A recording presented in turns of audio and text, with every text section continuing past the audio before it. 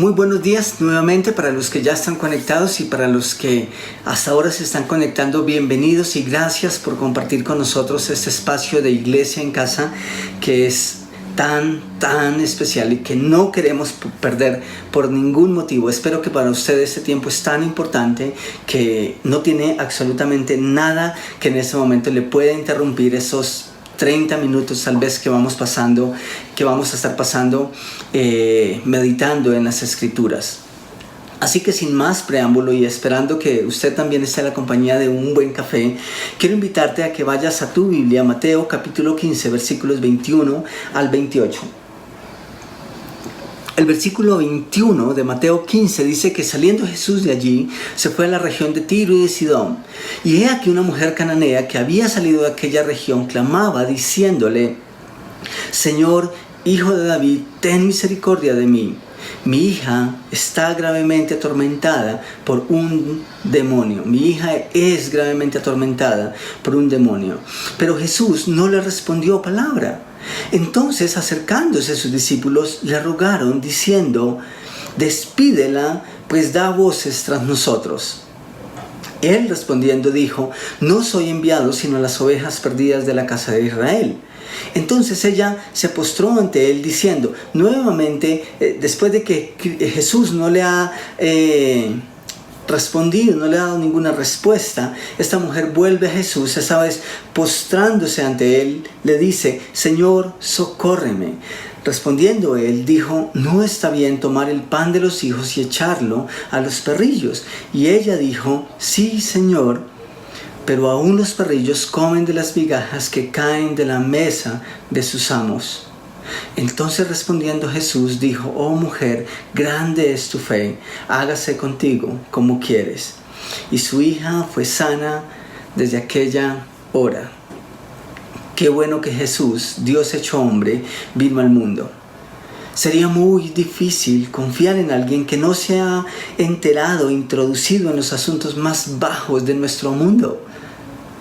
¿Saben? Esa es una de las razones por las que cada vez se vuelve más difícil confiar en nuestros dirigentes, especialmente como colombianos. Esa es una de las muchas razones que tenemos. Ellos no están metidos en el cuento y en las verdaderas necesidades del pueblo. Carecen de interés, y al carecer de interés, tampoco están enterados de los problemas reales del pueblo. Pero Jesús vino al mundo y conoció de cerca, escuchen esto, conoció de cerca todas las necesidades de la humanidad. Él no es ajeno a nada que nos pueda ocurrir como humanidad. El autor de Hebreos describe esta misma verdad con unas palabras muy precisas.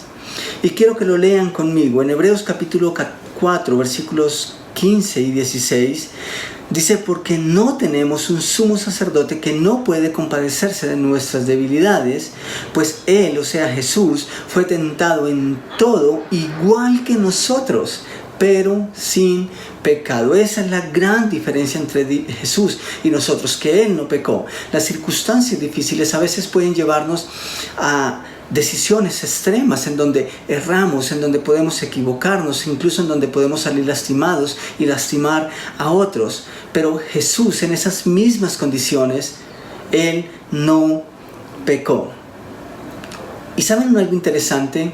El papel del sacerdote en el Antiguo Testamento era interceder por los hombres delante de Dios. Él se presentaba ante Dios por los pecados del pueblo.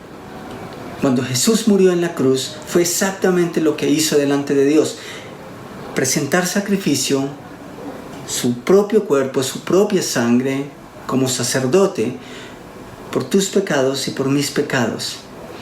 Pero Él lo hizo de una vez y para siempre. Y por cuanto resucitó, Él sigue siendo nuestro sumo sacerdote. Pero Él, como sacerdote, es especial, puede compadecerse de nosotros, porque nos entiende. El versículo 16 dice: acerquémonos pues con confianza al trono de la gracia para que alcancemos misericordia y hallemos gracia para el oportuno socorro. Eso es especial. ¿Quién más que uno que ha estado en nuestros zapatos puede decirnos con certeza lo que se siente y dar así consuelo a nuestros corazones desesperados? Jesús estuvo ahí. Donde tú has estado, Jesús estuvo. Él no pecó, tal vez tú sí, pero Él es compasivo.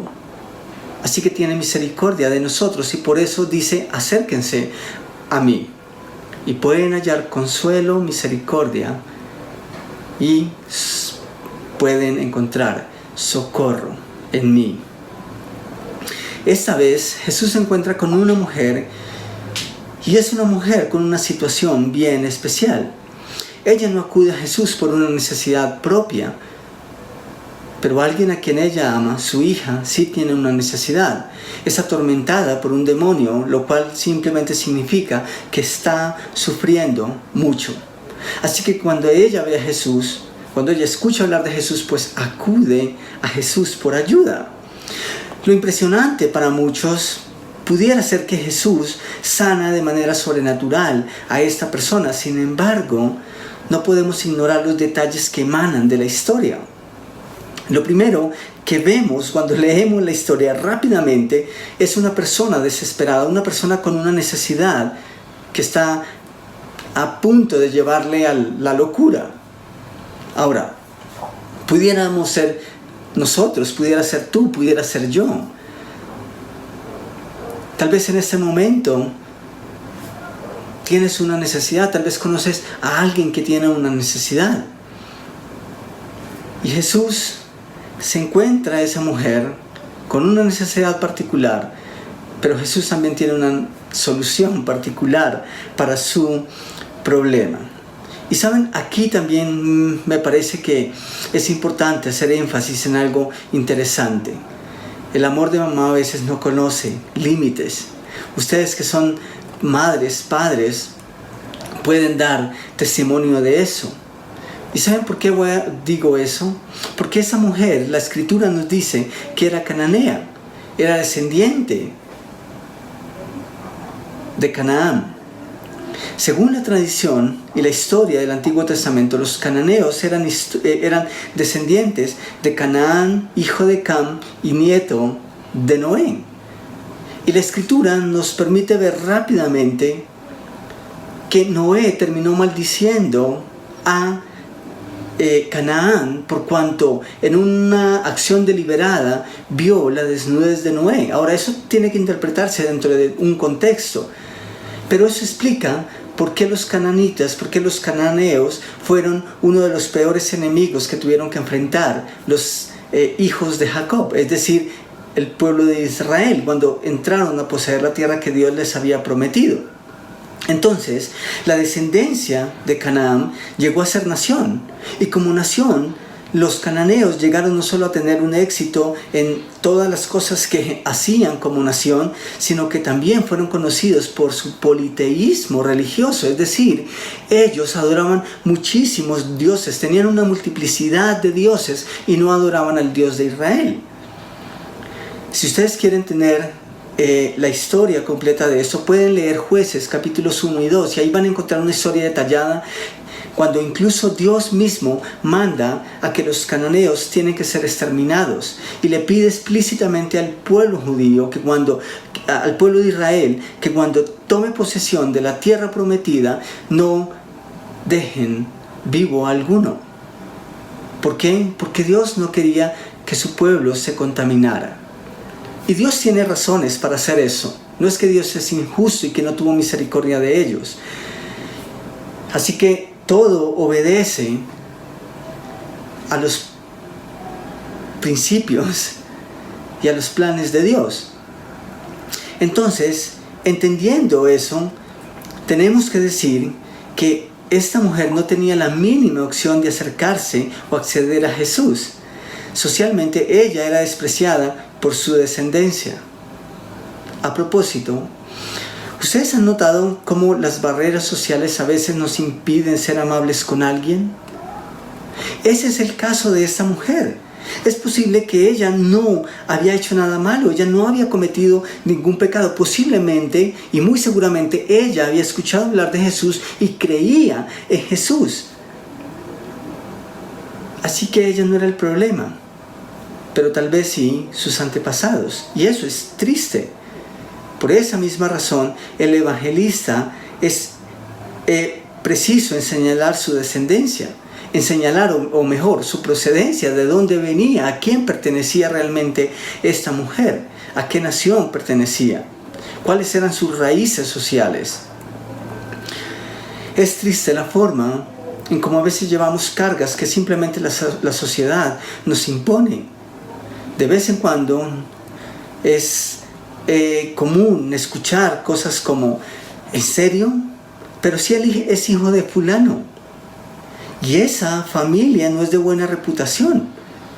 ¿En serio crees que esa persona es buena? Y juzgamos a esa persona tal vez por el apellido, por el nombre, por la familia de donde vienen, incluso por el lugar de donde vienen. A veces escuchamos cosas como: ¿pero han visto el lugar donde vive? ¿Creen que se puede confiar en él? ¿En ella? ¿Creen que tiene algo para dar? Y eso es lamentable, pero son cosas que usted y yo conocemos y que experimentamos en la sociedad que vivimos. Tuve una experiencia cuando trabajaba para la compañía, antes de entrar a trabajar de tiempo completo en el ministerio. En una despedida de año, por fin logramos juntarnos en la misma mesa, jefes y subalternos. Una de las jefes supo que yo vivía para entonces en Chapinero, más exactamente en la calle 71 con carrera 10ª, creo. La verdad es que es un lugar exclusivo, digamos. Así que ella, sorprendida, me pregunta: si tú vives allá, ¿qué haces trabajando en la bodega? ¿Qué haces trabajando como auxiliar de bodega? ¿En serio? ¿En serio el lugar donde vivo señala dónde debo trabajar y dónde no? ¿O el lugar de mi trabajo debe señalar dónde debo vivir? ¿O el lugar donde nacemos nos condena a vivir de X o Y manera? ¿Es eso cierto? Socialmente es verdad que cargamos con ese tipo de cosas y lo sabemos muy bien. Y saben, esta mujer, ella también lo sabía, ella también lo sabe. Ella no lo niega y sabe que tampoco podrá negarlo y mantenerlo mucho tiempo oculto. Ella claramente confía en Jesús. Seguramente ha escuchado mucho acerca de él, pero existe una barrera. Ella es cananea. Y los cananeos eran odiados por los judíos. Bueno, si somos más precisos, los judíos odiaban o simplemente rechazaban de manera vehemente a cualquier extranjero. Entonces, ¿qué más podía hacer ella estando frente a Jesús? ¿Qué logra la necesidad en nuestras vidas? ¿Qué hacemos cuando tenemos una necesidad que nos atormenta al punto del desespero? ¿Mantenemos nuestro orgullo? ¿Mantienes tu orgullo? ¿Mantienes tu dignidad? Esa es una opción. O tenemos otra opción: hacer lo que ella hizo. ¿Y qué es lo que ella hace frente a Jesús? Rogar, bajar la guardia, suplicar, pedir misericordia. Después de todo, ¿quiénes somos para imponerle a Jesús? Después de todo, ¿podemos reclamarle a Él? Eso es lo que algunos enseñan. Pero esa mujer también tiene mucho que enseñarnos. Y esta historia de Jesús con esa mujer tiene mucho que recordarnos también a nosotros. Entonces, ¿será que vale la pena mantener nuestro orgullo y perder nuestra paz? Ojalá fuésemos como esta mujer. Ella aquí está dando un paso importante. Ahora mismo su mayor problema está desapareciendo. Ella está bajando su orgullo delante de la persona correcta. Esto es impresionante. Ella está bajando la guardia, está reconociendo su posición delante de Dios, delante de Jesús. Seguramente si lo hace delante de Jesús, lo hará cada vez que sea necesario delante de otros. si reconoce el valor que Jesús le da, no importa quizá el que otros le quieran imponer. ¿De dónde viene? No importa. ¿De dónde vive? No importa. ¿Cuánto sabe? No importa. ¿Cuánto tiene? No importa. ¿Cuánto necesita? No importa. Porque después de todo, ella está reconociendo su valor delante de Jesús. Y vamos a notar al final que Jesús no solo termina supliendo la necesidad de esa mujer, sino también exaltando la fe que ella tiene. Exaltándola como mujer. Eso es muy bueno. Eso es bonito. Ya sabemos que es futilidad sacrificar nuestra felicidad y paz por mantener el orgullo. Pero es lo que muchos hacemos. Muchos están desesperados. Muchos a veces estamos cargados con muchas cosas, con necesidad y frustración. Pero tenemos miedo que aun cuando bajamos la guardia no tengamos lo que necesitamos. Pero Jesús aquí nos muestra que no desprecia nuestro clamor. Si nosotros bajamos la guardia, Él está presto a nosotros. De hecho, Él quitó cualquier barrera que nos pudiera separar de Él. Si quitó la barrera del pecado, no habrá nada, absolutamente nada que nos pueda apartar de Él y que pueda impedir nuestro acceso a Él. Notemos entonces lo que pasa después. Al final de esta conversación, vemos algo fascinante. Mateo capítulo 15, versículos 25 y 26. Entonces ella vino y se postró ante Él, diciendo: Señor, socórreme. Respondiendo él dijo: no está bien tomar el pan de los hijos y echarlo a los perrillos, echarlo a los perros. ¡Wow! Eso no es una respuesta que uno esperaría de Jesús. Esa no es la respuesta que uno esperaría de un Dios misericordioso, de un Dios bueno, de un Dios santo, de un Dios libre de pecado. Sin embargo, señala al estigma social que padecían los no judíos de parte de los judíos. Y Jesús no es ajeno a esa realidad. Entonces aprovecha la situación para dejar en claro su prioridad o el orden de su ministerio, señalando que primero debía ir a los de su pueblo, Israel. Ahora, noten que Jesús no dice que Él no tiene misericordia de los no judíos. Eso no es lo que Él dice. Lo que Él sí dice es que hay un plan trazado y que en todo momento su misericordia y su gracia va a llegar a todos aquellos que lo necesitan.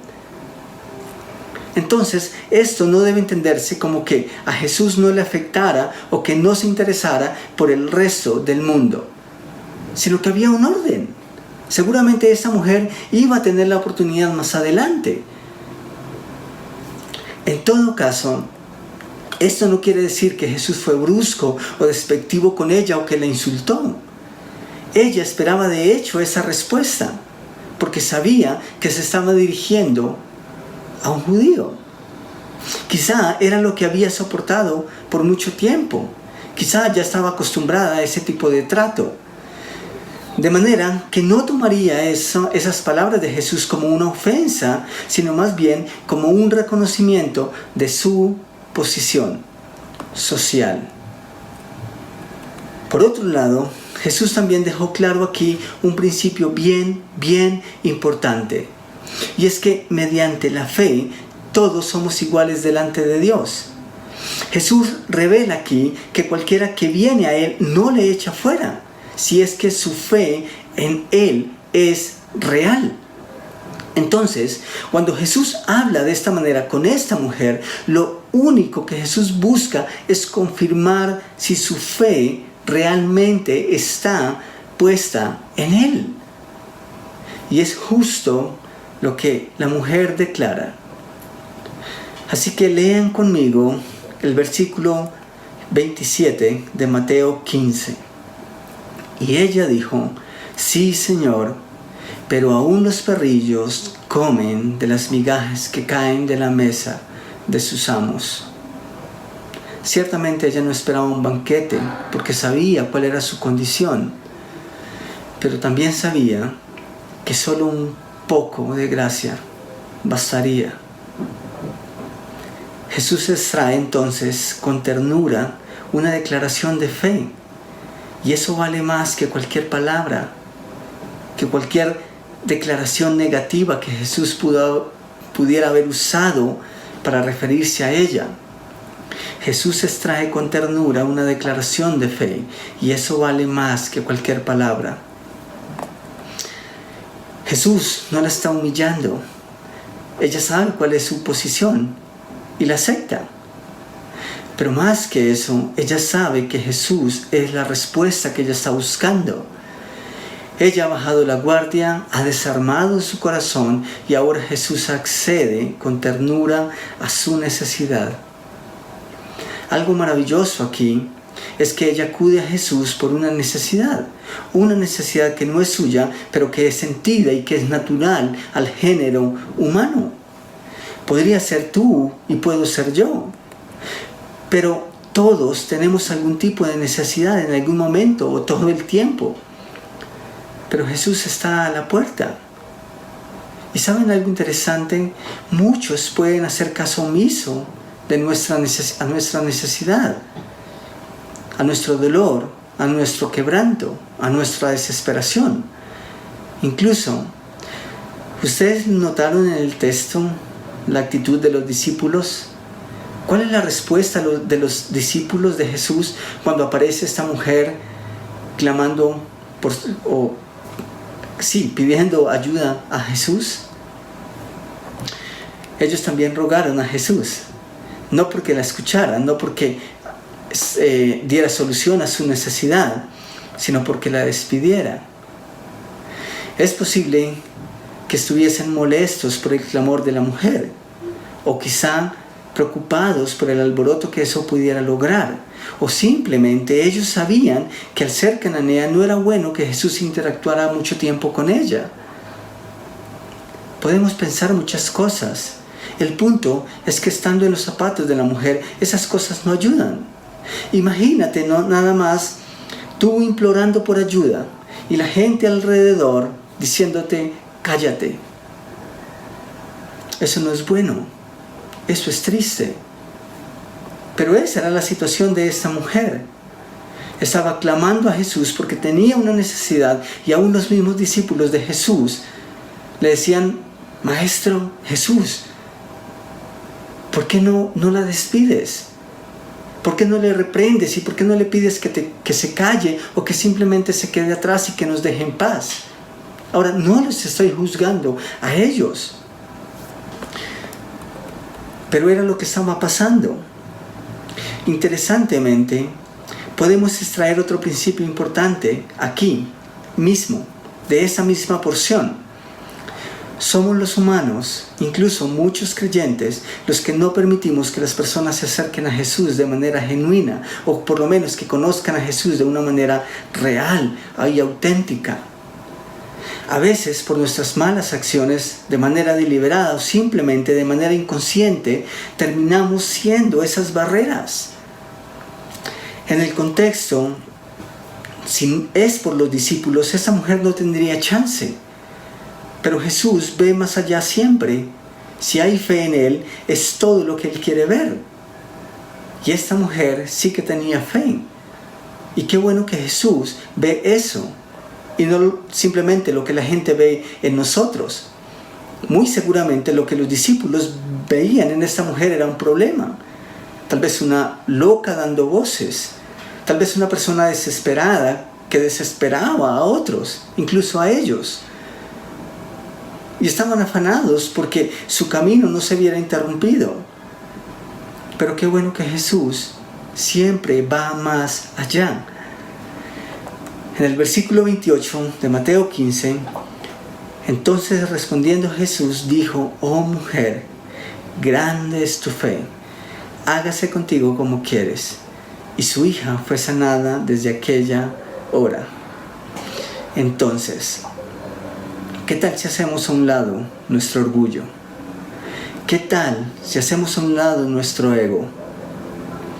¿Qué tal si abrimos nuestro corazón a Jesús esta mañana? De manera honesta, de manera transparente, como lo hizo esta mujer. ¿Qué tal si por un momento olvidas a las personas que están a tu lado? Quizá aquellos que te han dañado, que te han ignorado, y miras a Jesús como esta mujer fijó su mirada en Jesús. ¿Qué tal si escuchas de Él aún esas cosas que no te gustaría escuchar? ¿Saben algo interesante? Esta mujer primero escuchó tal vez lo que no quería escuchar, su condición delante de Jesús, pero ella la aceptó y terminó siendo o simplemente recibiendo el favor de Dios. ¿Por qué podríamos nosotros asumir o presumir que tiene que ser diferente? Primero desarmamos nuestro corazón, primero nos humillamos y la misma Escritura dice que luego Él nos exaltará. Una pregunta interesante: ¿qué creen que pasó con aquella mujer después de que Jesús hizo ese milagro? ¿Crees que uno podría recibir algo así y olvidarse de Jesús? La verdad, yo creo que no. No creo que uno pueda recibir el milagro y olvidar el santo. Lo que yo creo es que esa mujer creyó en Jesús, no solo en su poder antes de recibir el milagro. De hecho, ella se acercó a Jesús porque creía en Jesús y por eso se acercó. Pero Jesús exaltó su fe en Él. Y si esta fue una fe que solo buscaba el milagro, Jesús no la habría exaltado. Así que esta mujer creía en Jesús. Y claro, creía que Él tenía el poder para aliviar a su hija. Pero si Jesús exaltó su fe, yo me atrevo a decir que la fe de esta mujer no murió con el milagro, sino que ella siguió creyendo y confió su vida en Jesús. ¿Por qué menciono esto? Por una razón muy sencilla. Porque la sanidad física no fue el mayor milagro que Jesús hizo. Fue parte de su cuidado y su ternura. Y quizá a la vez un mensaje que nos recuerda cómo serán las cosas en su reino futuro. Sin dolor, sin lágrimas, sin tormento, sin quebranto, sin llanto. Pero el mayor milagro Él lo realizó en la cruz. Y para eso vino al mundo. Él mismo creó al mundo, el universo, y luego se hizo hombre, uno como nosotros, y vino a habitarlo para compadecerse luego de cada uno de nosotros, de nuestras necesidades. De modo que si tú no has aceptado a Cristo en tu corazón, no has experimentado el mayor milagro.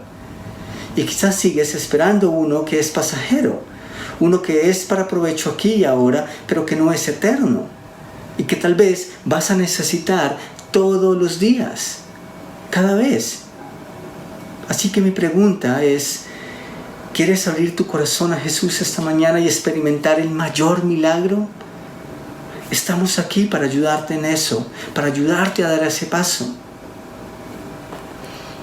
Así que si tú no has dado ese paso, espero que sea esta mañana en el que tú te acercas a Jesús, en el que desnudas tu corazón, en el que confiesas como esta mujer que Él es Señor y te rindes a sus pies y le reconoces como autoridad, como Señor, pero también como Salvador de tu alma, de tu vida.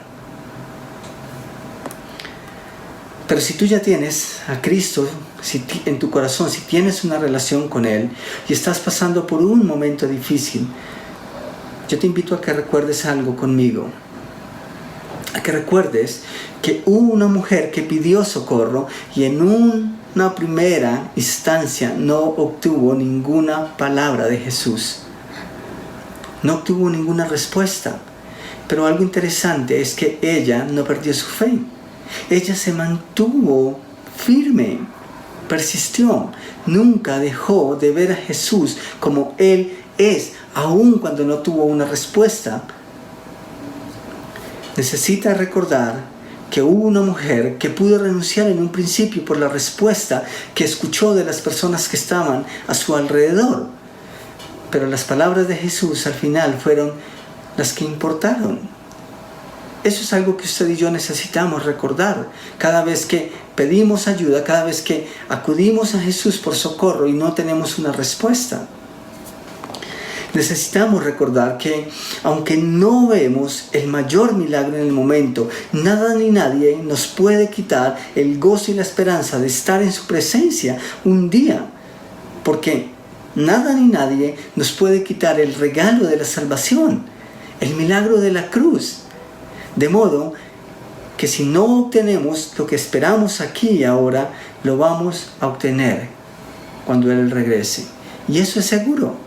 Así que por algún lado, nuestra fe, nuestro bienestar está seguro en Cristo.